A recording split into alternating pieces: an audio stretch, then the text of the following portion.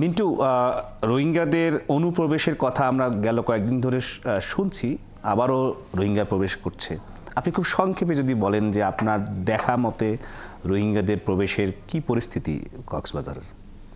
একদম প্রতিদিনই রোহিঙ্গা ঢুকছে, বিশেষ করে নাইক্ষ্যংছড়ি, ঘুমধুম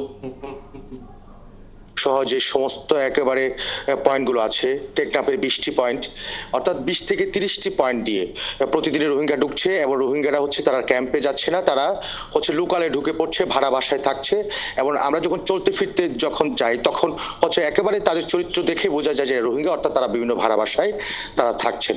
অর্থাৎ প্রতিদিনই কিন্তু রোহিঙ্গা ঢুকছে। আমরা মাঝে মধ্যে সবচেয়ে বেশি পয়েন্টে এখন ব্যবহার করছে রোহিঙ্গারা যে সাগর পথটি, অর্থাৎ সাগর পথ বেরিয়ে তারা নাফরদি, যেহেতু ওখানে কোস্টগার্ড বিজিবি থাকে, সেজন্য তারা এখন সাগরের পথ দিয়ে ট্রলারের মাঝিদেরকে কনভিন্স করে তারা বাংলাদেশে ঢুকছে। অর্থাৎ বলা যায় একেবারে প্রতিদিনই রোহিঙ্গা ঢুকছে। যদিও বা গত কিছুদিনের আগের তথ্য 65,000-এর মতো রোহিঙ্গা ঢুকেছে, কিন্তু এরপরে তো অনেক দিন হয়ে গেল, অনেক সংখ্যা রোহিঙ্গা আসছে, কিন্তু বিজিবি এবং কোস্টগার্ড স্বীকার করতে চায় না, স্বীকার করতে চান না। কিন্তু তারা এসব ফিরিয়ে দেওয়ার ব্যাপারে, অর্থাৎ রোহিঙ্গা যেন নিজ দেশে ফিরে, মানে না আমাদের বাংলাদেশে যেন না ঢুকতে পারে, সেই ব্যাপারে কোনো ব্যবস্থা দৃশ্যমান আছে?